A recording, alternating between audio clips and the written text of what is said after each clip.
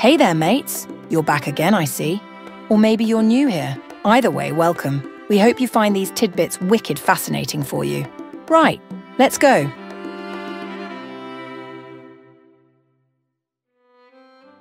Belgium is the chocolate capital of the world, with its rich sweet-making history dating back to the 17th century.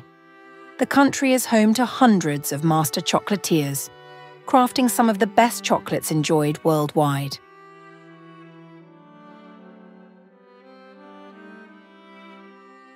The Mona Lisa. Leonardo da Vinci's famous painting, if you will notice, has no eyebrows. Art historians believe this was due to the fashion during the Renaissance period, where it was common for women to pluck them off.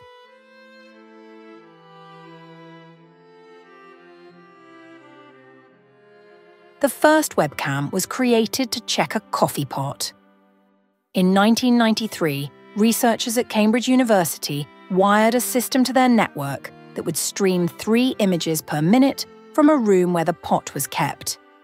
If the pot was empty, no need bother getting up, unless you were up to the task of making some more. High-heeled shoes were originally better suited for men. Really? The horse-riding culture of the 17th century figured out that the foot would stay more firmly in the stirrups. Both men and women of status wore heels until ultimately they fell out of fashion for men. Jupiter's moon Io has literally hundreds of volcanoes and is considered the most actively volcanic moon in our solar system. It can launch plumes of sulfuric lava as high as 190 miles or roughly 300 kilometers above its surface. In Leonardo da Vinci's time, left-handed people were taught to draw and write with their right hand. Not having gone to school as a child, Leonardo started straight away with his left, in a way that came naturally to him. The result is his famous mirror writing, which can be read normally once reflected in a mirror. Did you grow up craving various kinds of candy bars like I did? Maybe you still do. One of my favorites as a kid was Three Musketeers, which originally came in 3 packs in the 1930s when they were created. All 3 had a different nougat flavor in each: vanilla, chocolate, and strawberry. Eventually, when World War II broke out, sugar rations made that triple threat far too expensive, and so the company cut down to 1, leaving only the chocolate option that we have today. Did you know that Leo Fender, the inventor of the famous Fender guitars, never knew how to play one?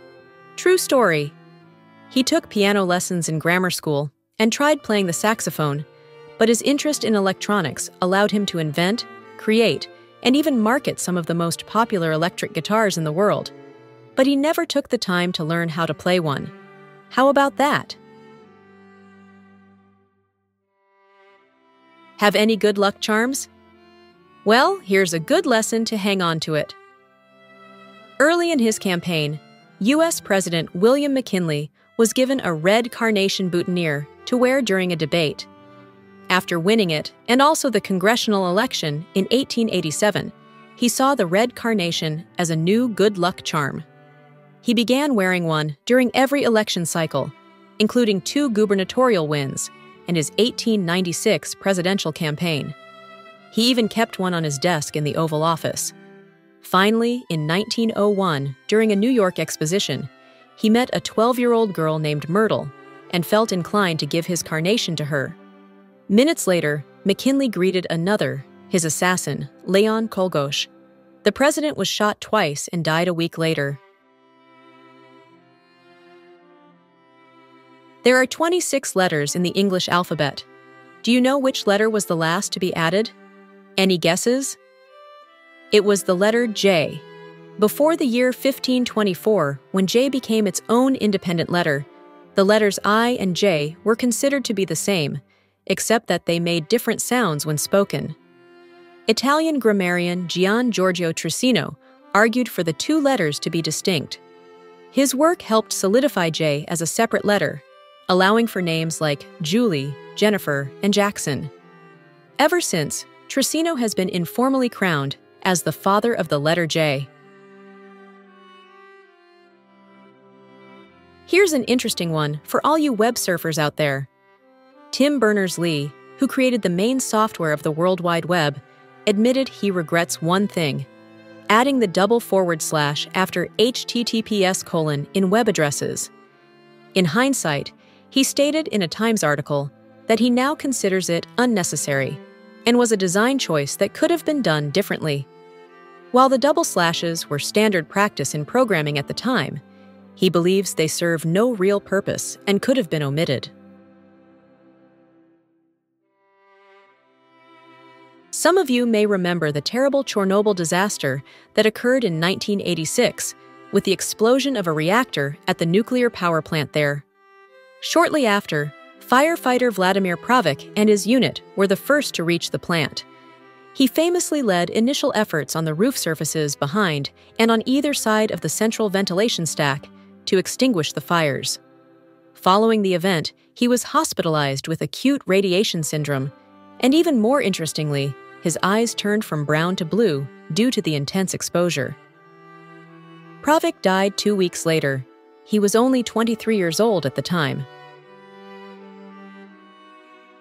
In the Beatles' song Strawberry Fields Forever, if you play the ending backward, some people believe they can hear John Lennon saying, "I buried Paul," which fueled rumours that Paul McCartney had died and been replaced by an imposter.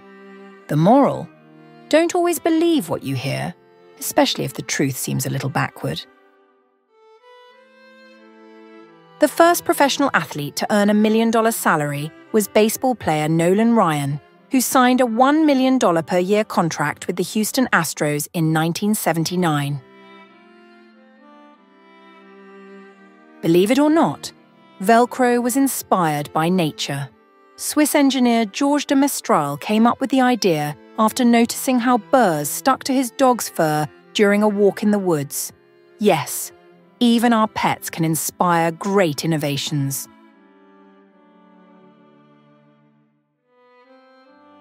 Well-known author J.K. Rowling made a decision to use the pseudonym Robert Galbraith to publish her crime fiction series, Cormoran Strike. Why? It's simple, really. She wanted to release the books without the immense pressure and expectations tied to her famous Harry Potter series. All right, you lassies, listen up. Imelda Marcos, the former First Lady of the Philippines, became infamous for her extensive shoe collection. When the Marcos family fled the Philippines in 1986, over 1,000 pairs of her shoes were left behind, symbolizing the excesses of her husband's regime. 1,000! Can you imagine? The ever-popular Slinky toy was invented by naval engineer Richard James in 1943 when he accidentally knocked a tension spring off a shelf and watched it gradually walk itself downward rather than falling hard and fast to the floor. Those were fascinating, don't you think? We take great care to carefully fact-check all of these before we publish them, of course. If you found any particularly crafty, let us know in the comments, will you? See you round again.